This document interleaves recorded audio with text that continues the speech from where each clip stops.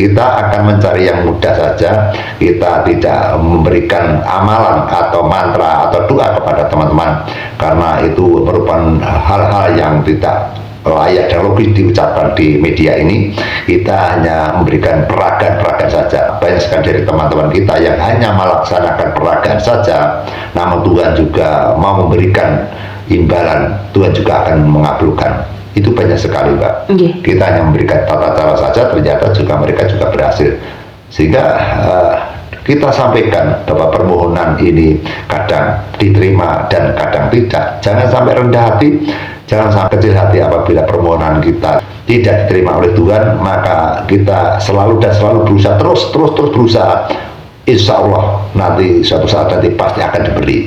Ya, kalau kita melaksanakan permohonan 1 kali, 2 kali, sampai 10 kali, bahkan sampai 30 kali gagal, kita jangan mundur. Kita selalu maju dan selalu kita mohon pada Tuhan. Namun suatu saat nanti insya Allah akan diberi dengan apa yang kita minta. Kita akan memakai dengan ajaran-ajaran nenek moyang saja yang ringan. Biasanya nenek moyang memberikan ajaran yang sangat simpel sekali sesuai dengan adat dan budaya. Karena kadang-kadang adat dan budaya juga didengar oleh Tuhan. Tuhan akan mendengarkan kepada kita apabila kita melaksanakan dengan sungguh-sungguh, dengan keikhlasan, dengan penuh dengan keyakinan, dan penuh dengan ketulusan. Maka dengan ketulusan, dengan keprihatinan, dengan kepercayaan tinggi, maka harapan kita sangat besar sekali, teman-teman. Ada ajaran dari nenek moyang kita. Secara lagi ada titipan dari nenek moyang kita, atau dari bapak saya, atau dari guru saya. Apabila ada teman kita ataupun kita kesulitan untuk mencari pasangan hidup dan mereka sudah sehingga kiat-kiat ini sebenarnya dipersembahkan kepada orang-orang yang sudah judek, tangan orang-orang yang sudah lelah sekali dan capek sekali. Jadi tidak diberikan pada orang-orang yang biasa-biasa saja. Jadi kiat-kiat ini semestinya bagi orang-orang yang sudah judek, sudah notok, sudah pupus. Ya, kalau sudah pupus nanti akhirnya mereka dengan tulus gitu. Ya, kan sungguh-sungguh, Mas. Sungguh-sungguh. Kalau mereka tidak sungguh-sungguh tidak akan berhasil gitu. Maka kiat-kiat seperti ini diberikan kepada bagi saudara kita atau teman-teman kita atau siapapun yang benar-benar sudah susah sekali gitu. Sudah gaduk, sudah tidak bisa bergerak apapun, dan mereka sudah kesana kemari gagal. Nenek moyang pernah memberikan yaitu kiat. Misalkan ada amalan dari nenek moyang kita, apabila bulan purnama Sidi tanggal 15 bulan Jawa, itu biasanya akan ada padang bulan, Mbak. Bulan yang bunder utuh itu tentu padang jinglang. Nah, pada saat tanggal 14 atau tanggal 13, mereka yang punya hajat hendaknya untuk berpuasa, Mbak. Berpuasa biasa, setelah maghrib kita makan saja. Setelah itu besoknya tanggal 15, artinya puasanya kan tanggal 14.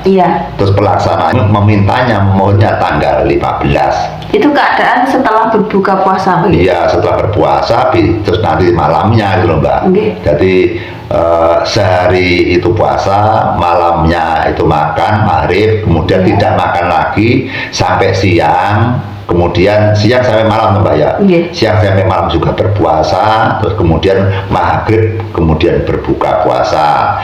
Sebelum maghrib tentu mereka mempersiapkan diri yaitu dengan adus keramas. Atau mensucikan raga kita, karena yang akan diajukan raga dan cipta karsa kita, hingga badan kita juga disuseni, Mbak, dibersihkan. Karena kita akan memohon pada Tuhan, tentu kita memiliki adab yang baik, kita menghadap pada Tuhan harus benar-benar suci dan bersih, bersih di hatinya dan bersih di lahirnya, bersih di batinnya.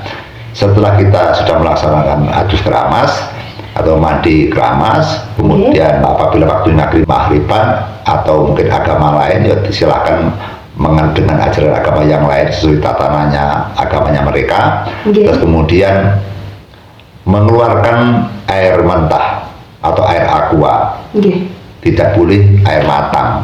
Misalnya harus air aqua, Mbak. Kalau air sumur nggak apa-apa, Mbak? Nggak apa-apa, pokoknya air asli yang belum digodok gitu.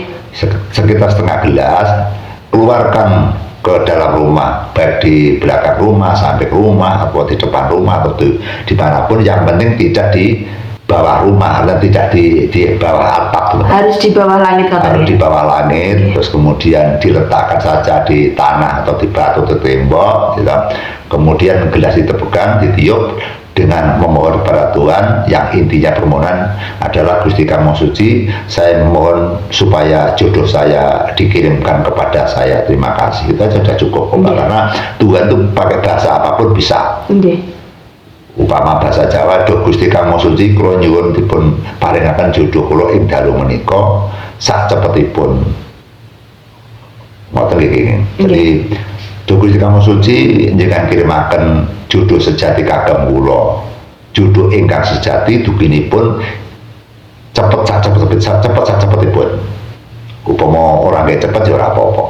Saya ulang lagi, gelas dipegang, isinya air mata tadi, air aqua, kemudian di gelas itu disawang gitu Mbak, disawang sampai fokus.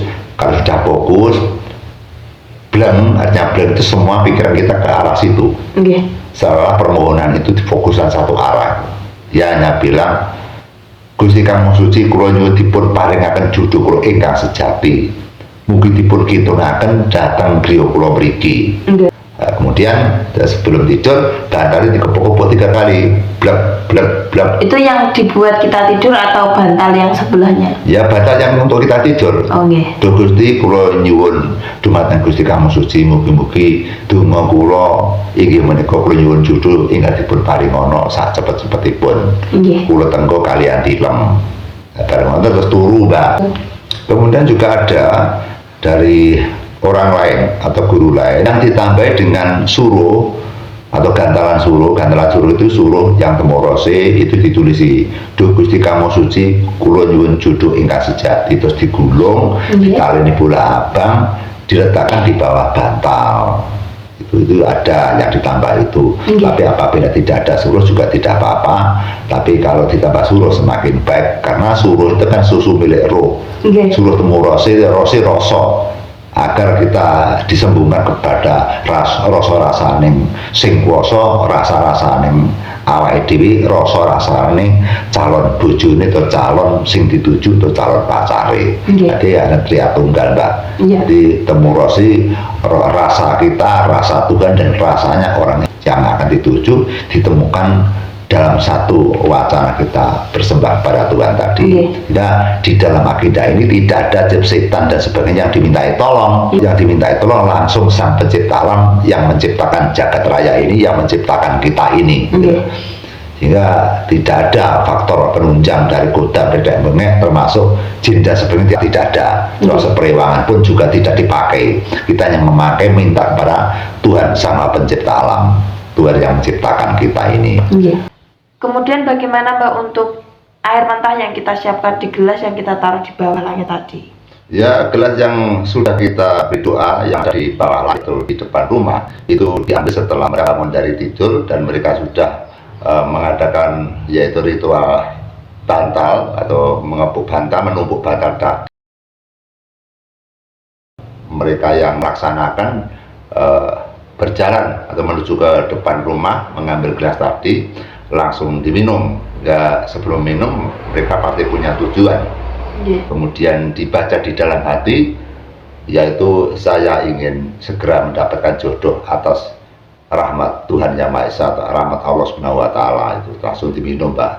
Tadi minum ada air yang sedikit ditumpahkan di tangan, ya, sedikit saja, terus kemudian membasuh muka sampai belakang agar wajah kita atau muka kita atau wajah kita bisa punya cahaya di joyolan nur cahyo, sehingga nanti orang memandang kita itu menjadikan senang dan sia-sia yang ada di wajah kita bisa hilang, Mbak.